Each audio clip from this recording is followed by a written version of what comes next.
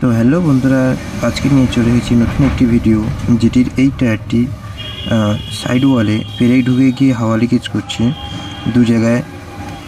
তো টায়ারটি আপাতত চেক করে নিয়ে খোলা শুরু করে দিয়েছি।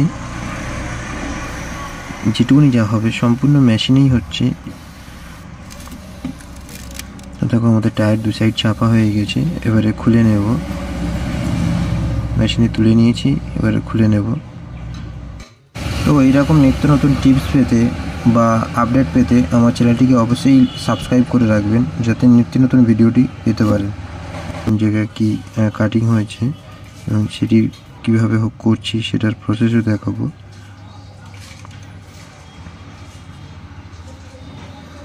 দেখো, যেহেতু এই যে সাইড ওয়ালে দু জায়গায় লিকেজ আছে, দাগ মেরে নিচ্ছি, ভালো করে দেখে নাও। তো এখানে ঘষে করে নিচ্ছি, নিয়ে এখানে এবার পেঁয়াজ শুটিং হবে। এটি টিউবলেস টায়ার, সেই জন্য সুরক্ষিতভাবে করতে হবে এবং টায়ারটা বাঁচাতে হবে, যেহেতু সাইড লিকেজ, সাইড থেকে কাটিং হয়েছে। তো যে ঘষা যেহেতু হয়ে গিয়েছে, এবারে আড়াটা মেরে নিচ্ছি। আড়াটা দেওয়া হয়ে গেলে এবার শুকাতে দেব।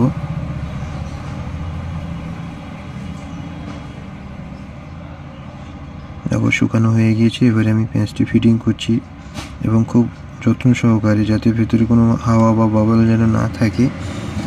হাওয়া বা বাবল থাকলে হাওয়াটা লিকেজ হবে, আবার তাতে কাস্টমার স্যাটিসফাই হবে না, নিজেরও ভালো লাগবে না। যেহেতু একটা কাজ যদি সাকসেস না হয়, তাতে বেশি বিরক্তবোধ মনে হয়। ওই জন্য দেখে দেখে এক সাইড করে ভালো করে পেস্ট করে নিচ্ছি। দেখো 3 সাইড বসিয়ে নিলাম ভালো করে, আর এক সাইড বাকি ছিল সেটা বসিয়ে নিয়ে এবারে ভালো করে রোলার দিয়ে ডলে দিচ্ছি, যাতে ভালো করে পেস্ট হয়ে যায়। যেহেতু একটু টিউবলেস টায়ার, এতে কোনো টিউব থাকবে না, তাতে হাওয়া লিকেজের ভয় থাকবে, সেই জন্য ভালো করে ঘষে ধরিয়ে দেওয়ার চেষ্টা করছি।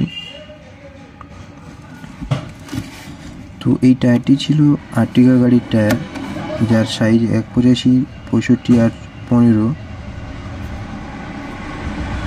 দেখো আমার পেঁয়াজটি ফিটিং হয়ে গেছে। এর উপরে আর একটু রাবার সলিউশন দিয়ে দিলাম, যেটা জমে গিয়ে আরও রাবারে পরিণত হবে এবং সুন্দর হয়ে ধরে নেবে। তো দেখো আমার পেঁয়াজটি ফিটিং হয়ে গিয়েছে, এবারে রিংয়ে তুলবো। রিংটা ভালো করে ঘুরিয়ে চেক করে নিচ্ছি যে কোন জায়গায় এর কোনো সমস্যা আছে কিনা। দেখলাম যে না, এক জায়গায় অসুবিধা ছিল, সেটা আবার ক্লিয়ার করে দিয়েছি। দিয়ে এবার টায়ার আমি ফিটিং করছি। দেখো সম্পূর্ণ সব মেশিনেই কাজ হচ্ছে।